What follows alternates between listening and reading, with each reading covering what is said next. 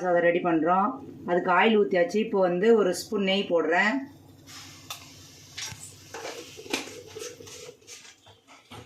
அதுக்கப்புறம் பட்டை, லவங்கம், ஏலக்காய், பிரிஞ்சி எல்லாம் போட்டு வதக்கணும்.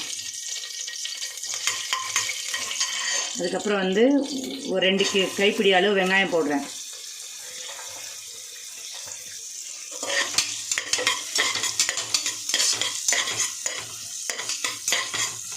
வெங்காயம் நல்லா வதங்கிறதுக்கு கல்லுப்பு ஆட் பண்ணுறேன்.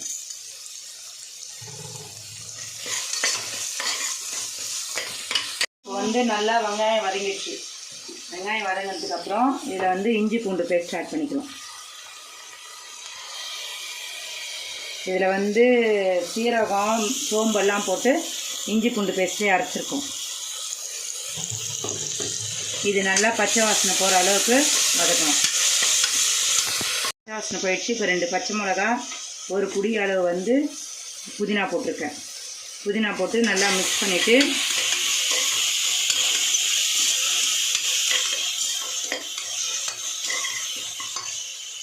இதில் இப்போ காய்ங்கெல்லாம் போடுறேன். பீன்ஸு, கேரட்டு, உருளைக்கிழங்கு அதையும் போட்டு அந்த ஆயிலே வதக்க போகிறேன்.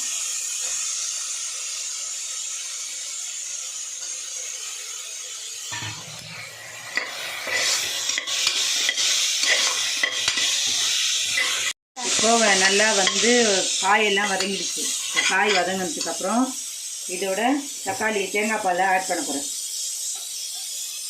1 அழாக்கு அரிசி போட்டிருக்கேன். இப்போ இதுக்கு வந்து 3 அழாக்கு தேங்காய் பால் எடுத்துக்கிறேன்.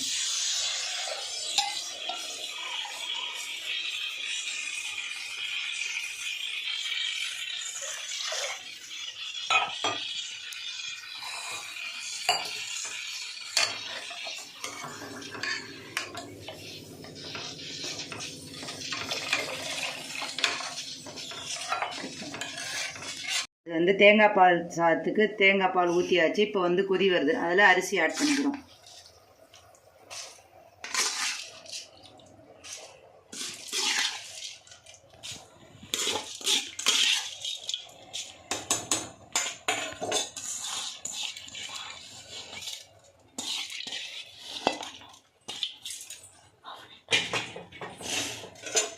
அரிசி போட்டாச்சு. இப்போ மிக்ஸ் பண்ணிவிட்டு அதுக்கு சால்ட்டு கரெக்டாக இருக்கான்னு பார்த்துக்கலாம். சால்ட்டு கரெக்டாக இருக்குது.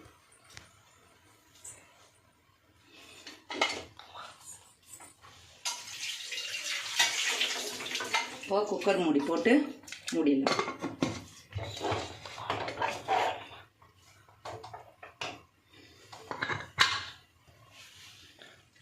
போட்டோடனே ஒரு 2 விசில் வந்ததுக்கப்புறம் குக்கர் ஆஃப் பண்ணிட்டா தேங்காய் பால் சாதம் ரெடி.